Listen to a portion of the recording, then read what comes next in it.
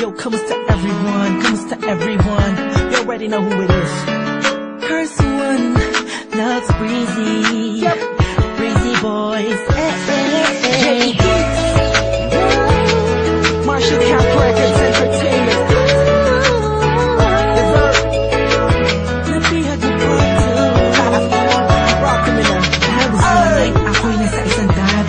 Kasama ang mga Breezy boys, may konting conversation. Kamusta Don, kamusta Blake, kamusta Laps, kamusta Snake? Masaya ako't magkakasama tayo ngayon. Pero paabot mo na ng stick ng Malboro na mula, mali puti pala. Pero di na ako magpapaligoy-ligoy pa. Sabi ko sa'yo may sasabihin ako mamaya.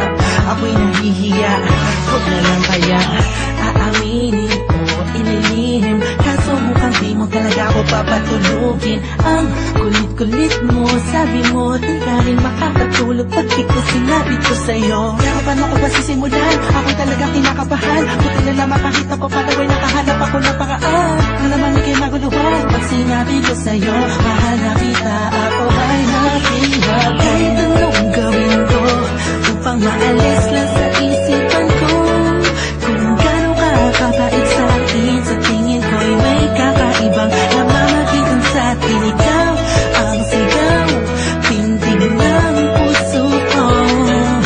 Salamat at naamin sa'yo, ako ay napihat mo. Binapangako ko kung makikita kita ay hindi na magdadalawang isip, sabihin na ako yung dati na sa'yo'y nakatingin. Pwede ba akong lumapit? Pwede ko bang sa'yo tanungin na di ba ikaw yung babaeng anghel na dumaan sa aking harapan? Para bang mababang talagang ganyan ng pakiramdam ko kasi ako'y ilag na at nahulog sa pangalawang pagkakataong ligo na.